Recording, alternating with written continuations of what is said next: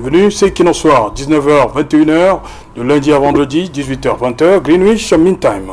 En l'absence de Christian Penda et Koka, président du comité de gestion de survie Cameroun, Survival Initiative, le professeur Maurice Kamto est initiateur du dit projet, a tenu à faire, il y a quelques jours à Yaoundé, toute la lumière sur la différence constatée entre le compte en ligne, affiché de Survie Cameroun et les sommes disponibles, objet de tout type de commentaires depuis quelques mois. Nœud gorgien du problème, plus de 330 000 euros introuvables, soit près de 195 millions de francs CFA, considérés par l'opinion comme détournés. Pour le professeur Maurice Kamto, et d'après le rapport, un bug informatique serait à l'origine de cette situation malheureuse. Ce sont en tout 90 dons faits en livres sterling et dollars, soit un total de 314 273 euros qui ont entraîné cette différence. Un troisième audit pour établir toute la vérité. Le premier n'avait pas, on s'en souvient, établi les raisons exactes de l'écart et avait laissé place aux hypothèses. Le professeur Maurice Kamto, initiateur du projet, va commander un deuxième audit, désistement par la suite de l'auditeur français à cause, disait-il, des pressions de Yaoundé, lui déconseillant de se mêler des affaires de politique intérieure du Cameroun. C'est le troisième audit, un consortium indien et hollandais qui permet aujourd'hui de lever des équivoques. Pour ce qui est des dons faits au Cameroun, à travers des opérateurs de téléphonie mobile, il remonte à près de 20 millions de francs CFA. Il avait été bloqué, souvenez-vous, par les pouvoirs publics. Madame, Monsieur, tout à l'heure, à 20h, c'est la grande édition de vendredi, présentée depuis Douala par Nadine Yambo, tout de suite après, le débrief du journal, en direct de Yaoundé.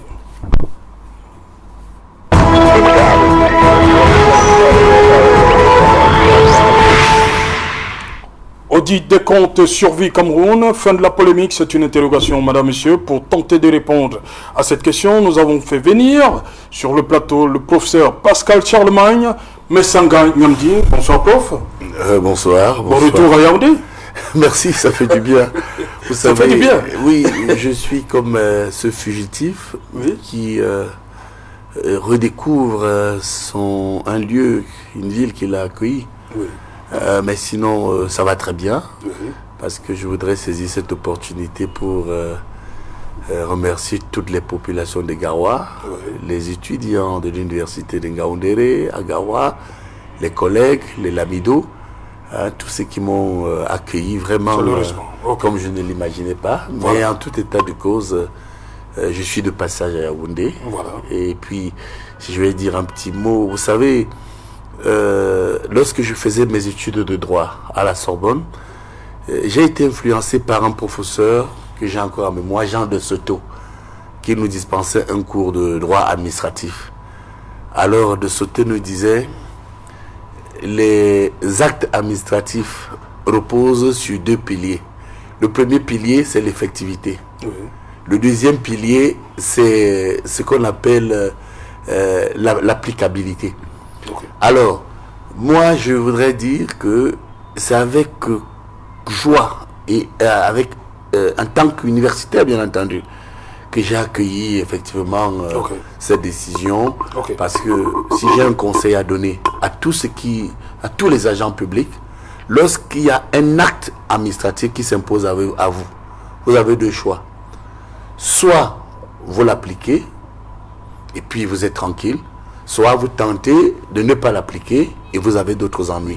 Alors moi, j'ai voulu ici appliquer en tant que républicain, membre du comité central, montrer un exemple, que l'acte soit juste ou pas, il faut d'abord l'appliquer. C'est ce que j'ai fait. Membre du comité central du Rassemblement démocratique du peuple camerounais, coordonnateur du mouvement des biaïstes. National. Du mouvement des biaïstes. Vous avez vu, les biaïstes étaient nombreux. Voilà. Aussi des biaïstes. Merci. À côté de vous, Charles Kenyé, bonsoir. Bonsoir, bonsoir, chers companélistes. Vous êtes géostratège, consultant international, c'est bien cela? Exactement. Voilà, merci. Willy Mengue, bonsoir. Bonsoir, monsieur Odo. Bonsoir au professeur Sanganyamdi. Bonsoir, monsieur Kenyé, l'internationaliste Bonsoir à tous ces téléspectateurs qui nous regardent encore ce soir. On dit vraiment beaucoup d'excuses pour ce retard de moins. Justement, on va dire straight to the point, comme disent les anglo-saxons. Willy Mengue, cette situation, est-ce que vous pensez, cette sortie de professeur Kamto, est-ce que vous avez levé tous les équivoques possibles? Comme l'indique la polémique, est-ce que la polémique a pris fin avec cette sortie du professeur Kamto? Absolument, absolument. Il faut comprendre que Survie Cameroun, à l'aune de sa mise en route, c'est-à-dire en avril 2020, le Cameroun venait alors d'enregistrer les premiers cas il y a 27 jours, par exemple. Survie Cameroun a été pensé dans l'urgence humanitaire par un citoyen que nous appelons Maurice Kamto, parce qu'il faut faire un distinguo entre le professeur Maurice Kamto, entre le citoyen Maurice Kamto et surtout un distinguo encore avec le président national du MRC. Il faut faire cette différence-là. C'est le citoyen Maurice Kamto est pris d'humanisme face à cette menace virale qui venait de frapper notre porte, qui dit, bon voilà, il y a une vacuité institutionnelle, c'est-à-dire un silence qu'on observe au niveau de l'État en matière de réaction. On ne va pas rester là les bras croisés, attendre mourir. Il faut que, dans un souci d'autodéfense, que les citoyens... On a perdu beaucoup de temps, 30 minutes, les 330 minutes. Est-ce qu'avec la sortie, les Camerounais sont désormais... les cœurs se sont apaisés? Absolument, absolument. Le consortium a été clair dans son rapport d'audit remis le 17 avril dernièrement. C'est-à-dire, en fait, les 314 000 euros qui sont l'équivalent de 195 millions de francs CFA, en fait, c'était un chiffre affiché de plus sur la jauge du logiciel de Survie Cameroun basé à CIC en France. Ça veut dire qu'en fait, ce chiffre-là vient d'un dysfonctionnement informatique logé dans le logiciel qui avait été conçu. Et le dysfonctionnement informatique avec le bug, comme on appelle, avait été complètement découvert. Il y a une traçabilité de tous les donateurs. Les 91 comptes qui venaient de la sphère monétaire dollar américain et de la sphère monétaire livre sterling ont été parfaitement identifiés. Ça veut dire qu'en fait, le convertisseur de devises, parce que le compte Survie Cameroun, lorsqu'il a été initié, a admis une seule devise, c'était l'euro. Sauf que, courant juin 2020, il y a d'autres donateurs potentiels qui se retrouvaient avec la devise, la livre sterling et le dollar. Qu'est-ce qu'il fallait faire? Il fallait donc introduire un nouveau composant dans le logiciel, c'est-à-dire le currency shooter, qui devait donc procéder à la conversion de ces deux monnaies internationales pour l'euro. Sauf qu'en convertissant cela, le convertisseur décimal, le séparateur décimal et millier n'est pas reconnu par Currency Shooter. Si bien que les chiffres affichés sur la jauge, sur la plateforme, sur le compte, étaient plus importants que l'élément en substance au niveau du compte logé à CIC France. Si bien donc les 195 millions de francs CFA, aujourd'hui, c'est juste, ça a été juste une polémique. C'est-à-dire, nous avons été tous trompés par ce bug-là. Tous les donateurs doivent rester tranquilles parce que tout leur argent a été reçu intact dans le compte de Survie Cameroun. Et le souci du citoyen Maurice Kamto était justement pour conseiller justement à jeter la clarté, la transparence en matière de gestion des finances publiques pour un geste humanitaire, des donations volontaires qui sont venues de partout pour que les uns et les autres comprennent qu'il n'y a pas eu un flou, l'argent est intact, tout a été utilisé. Ce qu'on attend là maintenant, c'est juste un rapport interne de l'usage de cet argent. Le rapport doit être bien sûr fourni par le président du comité de gestion, M. Christian Penda. Et comme je l'ai dit, le président n'était pas là hier. Comment interpréter ça? Oui, là, c'est pas... Il y a des responsabilités qui sont établies. L'initiateur, c'est le professeur Maurice Kamto. Pour lui, il avait une exigence morale à jeter la lumière sur cette politique. Voilà. Il faut rendre compte aux donateurs. Il faut rendre compte au peuple entier, ici et ailleurs. Mais comment le faire en l'absence...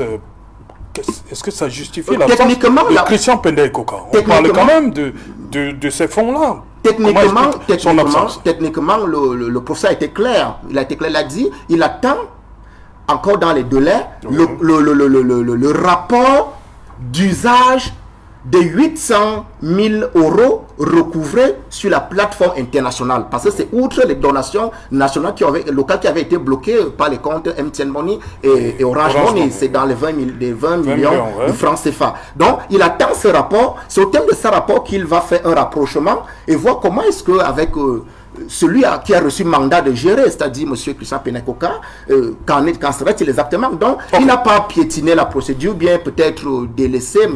Christian Penekoka, qui n'était pas présent à cette conférence, à cette consultation médiatique. Professeur Pascal Charlemagne Missanga-Yamdi, le professeur Kamto a fait une sortie pour un peu calmer les esprits, parce que depuis plusieurs mois, on dit un certain nombre de choses par rapport à cette initiative. Il était dans tout son droit, le professeur Kamto? Oui, je pense bien entendu, c'est une initiative de droit privé avec effet de droit public. Et là d'abord, il faut le dire, lorsque des initiatives, je dirais, humanitaires de droit privé sont ici prises par des groupes, il faut rappeler que c'est parce que quelque part, ils veulent accompagner la société. En tant que telle, l'initiative est bonne. Maintenant, on peut reconnaître une chose, les partis politiques au sein des États africains, et du moins ceux qui animent les mouvements politiques et même les mouvements associatifs, j'ai encore en mémoire l'association française de lutte contre le cancer, on a vu le sort qui a été réservé à son président. Malheureusement, ces groupuscules humanitaires ont de très très mauvaises relations avec l'argent.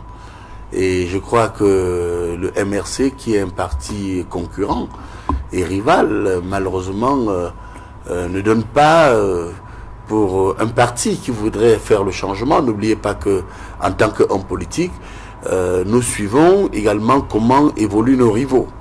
Et n'oubliez pas qu'il y a eu d'abord... Pourquoi vouloir toujours coller ça au MRC? Ils sont clairs depuis. Hein? Oui. C'est une initiative qui n'a rien à voir avec le MRC. Rien à voir avec le MRC, mais il faut féliciter le MRC parce que le MRC a accompagné et soutenu cette action. Il faut quand même le dire, hein, c'est pas négatif. Oui. Et d'ailleurs, mais vous verrez que maintenant, si il faut voir du côté de la transparence, qu'ils soient sincères et qu'ils aillent jusqu'au bout. Ce n'est pas compliqué. Vous savez, en finance publique, lorsque vous avez un peu fait de finance publique, bon, il y a ce qu'on appelle le compte d'emploi. Ça veut dire que soit on vous affecte de l'argent, soit vous recevez des dons, hein, comme c'est le cas, et puis vous sortez ce qu'on appelle un compte d'emploi. Et là, vous êtes plus crédible. C'est pas le bavardage. On a fait ci, on a fait ça, il y a eu des bugs. Non. Je crois que nous sommes dans donc un vous n'êtes pas convaincu? Moi, je ne prends pas position. J'ai bien dit que c'est une bonne initiative de droit privé, mais je voudrais qu'il soit plus crédible. Parce que quand on parle de dons, écoutez, c'est pas compliqué. Il y a des donateurs. Bon, et quand le donateur dépose un don, mais il a un nom, il a une adresse, et il y a la somme. Et puis il y a le compte d'emploi. Alors, il serait plus judicieux pour moi, pour arrêter cette affaire tout de suite et maintenant, mais de publier une liste sur Internet, dans les réseaux sociaux. Pour l'américain, on a reçu tel, voilà la somme, voilà les noms. On saura déjà la somme exacte. Pour le français, pour l'anglais, pour l'africain. Alors tout ça, c'est du bricole à la fin. On a fait ci, on a fait ça, mais donnez les noms, affichez les noms, publiez les noms dans les réseaux sociaux. Et puis à la fin, je termine là, faites ce qu'on appelle en finance publique, hein, c'est ce qu'on appelle le compte d'emploi. Le compte d'emploi, c'est quoi? Nous avons reçu 100 francs, et voilà comment nous avons dépensé l'argent, et voilà les noms, et voilà où l'argent est allé. Puis, basta. Oui. Malheureusement, ce n'est pas ce qu'on est en train de voir. Oui, Charles Gagné, sur cette situation, vous, depuis 2 jours, vous êtes un peu... Vous faites partie des populations, de ces personnes-là qui pensent que l'essentiel est dit. Fin de la polémique? Bon, je ne pense pas. Pourquoi? Je ne pense pas quoi que l'initiative soit louable, parce que réellement, il aurait fallu montrer cet exemple de clarté, c'est-à-dire que les Camerounais sentent quand même qu'il y a une certaine traçabilité, une certaine lisibilité dans l'usage. Donc vous demandez aussi des noms, de tout ça? Non, je vais parler dans la logique des noms, mais je vais plutôt aller parce qu'il faut bien comprendre que dans ce mouvement-là, bien avant que l'audit ne soit demandé, il y a eu des sanctions au sein de niveau de l'Europe. Exactement. Donc, au niveau de l'Europe, il y a eu des sanctions. Ça démontre à suffisance qu'il y a eu faute de gestion. Et quand vous regardez même le rapport d'audit qui a été fait, vous comprenez que quand vous prenez les chiffres qui ont été collectés au niveau de la plateforme, on parle d'un peu presque 330 000 euros. Mais le rapport d'audit fait 314 200. 314. Vous comprenez que même jusqu'à là, il y a un gap. Donc réellement, on n'est pas dans le recouvrement des fonds. Ça démontre à suffisance qu'il y a eu un problème il y a eu faute de gestion là-bas.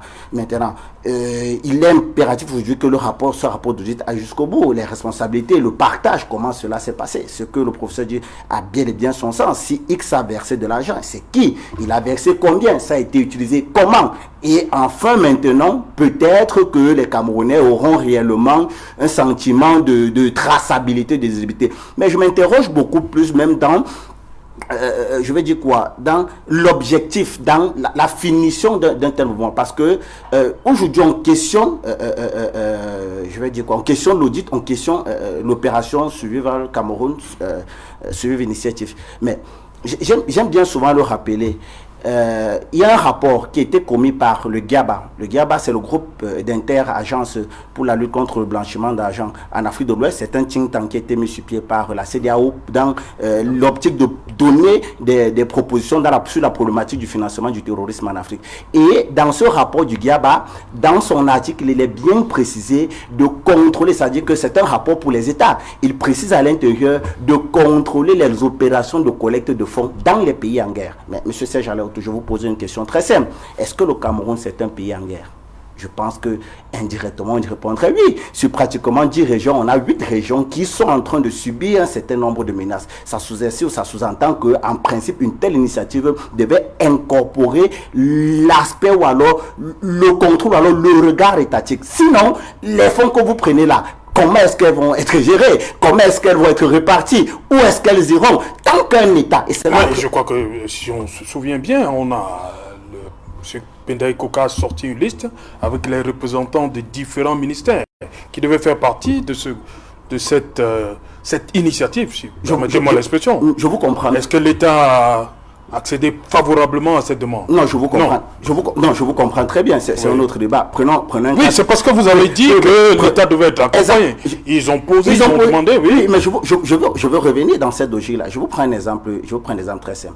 Aujourd'hui, ils ont évolué dans un mouvement associatif. Oui. On peut comprendre que c'est un mouvement politique. On est d'accord? Mais l'initiateur du mouvement, lui, il est politique. Les responsables, les acteurs même qui gèrent le mouvement, ils sont politiques. Vous ne pouvez pas détacher une telle actualité du contexte. C'est-à-dire que c'est le contexte qui fait l'actualité. Et nous étions dans un contexte sociopolitique assez tendu, où quand les initiateurs ou alors les acteurs du mouvement ont eu à poser un certain nombre d'actions à contestation. Non, c'est ça qui empêche. Non, on dit que je la vie de Camerounais qui est en jeu. Je ne refuse pas, je n'empêche pas. Mais ce que vous êtes en train de relever là, ce que je suis en train de relever, c'est que vous dites qu'ils ont posé un certain nombre d'actes, c'est pourquoi on doit balayer l'initiative. Je ne dis pas qu'on doit balayer, je me mets dans la posture de celui qui reçoit l'initiative. Monsieur Alain Serge Alonto, j'ai un voisin qui passe son temps en journée à me jeter des pics. C'est-à-dire, il passe sa journée à me jeter des pics. Le jour, il m'apporte à manger, je m'interroge sur le contenu de ce qu'il me donne comme... vous comprenez un peu, c'est de ça dont il est question. Donc, aujourd'hui, par souci, je pense que...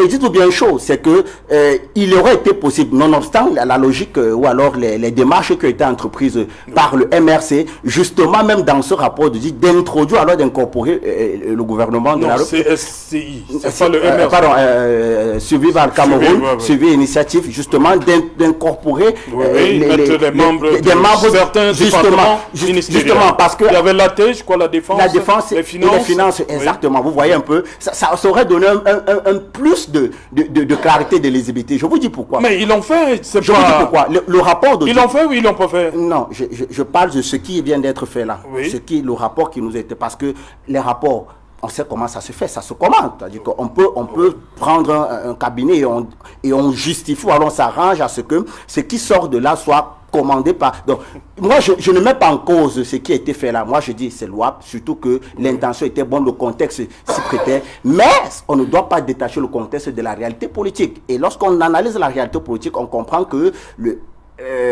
l'association, alors les acteurs, ou alors les initiateurs de ce mouvement, quelque part, auraient dû intégrer et tout faire, parce que, comme vous l'avez dit, ils ont intégré, mais l'État a opposé un certain nombre, mais il faut également comprendre pourquoi. Je vous ai pris l'exemple du voisin qui vous jette des pics et le matin, il vient vous proposer à manger, vous vous questionnez. C'était la raison. C'est pas la raison seule, mais derrière ça, ça devait être à eux de proposer, de donner un certain nombre de garanties qui justifient que c'est une œuvre, c'est une association, c'est un mouvement qui va dans le sens de l'aide humanitaire, de l'apport social, et je pense que peut-être on n'en serait pas là. Willy Mengue, je sais que vous voulez à tout prix réagir. Allez-y. Parce qu'il y a pas mal de confusion dans le déroulé des argumentaires des uns et des autres sur cette question de survie Cameroun avec l'audit qui a été commandé. Alors il faut comprendre que c'est un audit externe avec une compétence internationale, un consortium fait des firmes avérées en la matière internationale dans un souci de recherche de transparence. Il faut déjà le rappeler que si le personnage du citoyen Maurice Kamto voulait faire taire cette affaire, il avait la possibilité de la faire taire à l'interne. J'ai entendu quelqu'un parler de sanctions, association MRC Europe. Sauf que les sanctions interviennent sous réserve d'un rapport final de l'audit. Les accointances qu'on voudrait établir, ou les parallèles entre le MRC et Survie Cameroun sont complètement erronés. Les seules relations, c'est que, en fait, le compte de Survie Cameroun avait été formulé comme un compte endossé par l'association MRC Euro parce que le compte Survie Cameroun n'avait pas encore de personnalité morale. Or, il y avait l'urgence. C'est les seules accointances. Ceux qui ont géré Survie Cameroun et qui continuent à gérer aujourd'hui n'ont rien à voir directement avec l'entité politique MRC. Ça, c'est d'un. De deux, nous avons dit que le compte de gestion de la mobilisation des ressources est attendu par l'initiateur qui est le professeur Maurice Kamto, de la part du président du comité de gestion, M. Christian Penda, ECOCA. C'est au terme de ce comité de gestion que s'il y a des couacs ou des flous, que notre problème peut ressortir, il faut déjà louer. Je dis, il y a la quasi-totalité des Camerounais qui s'intéressent à la chose publique ont peut-être découvert récemment le vocable audit. Le vocable audit en matière de gouvernance publique au Cameroun n'existe pas avant Survie Cameroun. Parce qu'il y a pas mal de matières à auditer en matière de gouvernance publique dans ce pays. On les a audités quand? Mais je dis, le personnage Kamto est pris d'humanitaire et de transparence, parce que c'est monsieur propre, en fait. Il a dit, voilà, s'il y a des écarts, nous allons fouiller, nous allons faire, je vais tout faire pour que tous ces écarts, il y ait une lumière à faire là-dessus. Voilà pourquoi un premier rapport qui a émis des hypothèses entretenant le doute n'a pas été reçu, n'a pas été crédible. Il a commis un consortium de 3 firmes, 2 hollandaises et 1 indienne. Il faut comprendre cette volonté-là. Donc nous disons que, loin des polémiques, loin du flou, les 314 000 euros sont bien logés dans le compte Survie Cameroun. C'est les erreurs d'apparence sur le compte par rapport à la contenance du compte qui vient d'un bug informatique qui a été tracé. Et par rapport à publier les listes des donateurs. Voilà, mais c'est un petit problème, professeur. Vous savez que tout ce qui est fait en informatique est traçable. La preuve, c'est que les 91 dons qui font problème ont été identifiés de leur pays d'origine. Jusqu'au Royaume-Uni et les États-Unis. Jusqu'au compte principal de Survie Cameroun, avec toutes les conversions et leur contenance. Ça veut dire que s'il faut ressortir le listing de tous les donateurs, c'est pas, en moins de 24 heures, cela sera fait. Et je crois même que le professeur Maurice Kamto ira jusque-là. Parce qu'il est vraiment déterminé, après avoir levé cette première polémique, à voir clairement, à voir la suite de ce bien qu'il a voulu, où il a invité les Camerounais. Professeur Pascal Charlemagne Messanga Yamding, nous en sommes au 3e audit. Mais il y a surtout le 2e là. Le 2e avait été commandé, mais la pression, l'auditeur était français, comme l'a relevé le prof, les pressions venant de Yaoundé ont fait reculer cet auditeur. Alors qu'il y a un souci de transparence. Pourquoi cette attitude vis-à-vis d'un auditeur qui veut faire la lumière? Alors, si nous nous entendons tous les 3 sur le plateau, nous sommes d'accord sur le fond. Il y a une initiative qui est là, une tentative de mobilisation des fonds avec pour objectif l'humanitaire, même si quelque part, il faut peut-être aussi le rappeler, les autorités ont estimé que Survie n'était pas qualifié pour mobiliser les fonds. Vous vous rappelez aussi quand même de cela. Au départ, ça posait problème parce que quelque part, il y avait des soupçons ici et là. J'ai encore en mémoire les prises de position de mon camarade politique, le ministre Atangandji. Mais en réalité, la confusion demeure pour deux raisons. D'abord, lorsqu'on parle de 330 000 euros, vous savez, nous sommes au Cameroun, hein, il faut quand même dire à ceux qui nous écoutent que non, ça représente 215 millions à peu près. Hein, parce que si nous partons sur 100 000 euros, 65 millions x 3, 195, plus 30 millions, 10 millions, oui, 215. On avoisine déjà, on va au-delà des 200 millions. Hein, soyons sérieux. C'est beaucoup. C'est énorme. Et alors, donc, le premier problème, c'est ce buzz. Et même si la volonté y est, mais on a encore du mal à comprendre. On nous dit, bon, 91 donateurs, il y a traçabilité. Mais écoutez, la preuve est matérielle. Hein, on veut bien voir. Il y a une liste pour je vous en prie, ne me coupez pas. Non, il y a une liste. Je voudrais juste vous apporter des éléments d'information que vous n'avez pas. Il y a une liste. Je suis de 91 donateurs. Moi, je suis dans une posture. Alors, les cas de donation. Bon, permettez au problème. Je vous accorde qu'il y a une dans le rapport. Donc, chaque donateur a donné combien? Il y a la liste, on peut vous la montrer. Non, publiez, pas pour moi. Moi, je n'ai pas besoin. On peut vous la montrer, la liste. Et de deux. Il y a une dichotomie qui tend à être mise en place. Et là, je voudrais rejoindre M. Kenyé, qui dit, où on nous dit, mais non, c'est pas le MRC. Mais attendez, Penda et Kouka, c'est qui? C'est le MRC? C'est le MRC? Bon, écoutez, nous sommes en pleine télévision, en bonne télévision. Ne donnons pas l'impression que nous voulons flouer ceux qui nous écoutent ici en Mondiovision et qui nous regardent.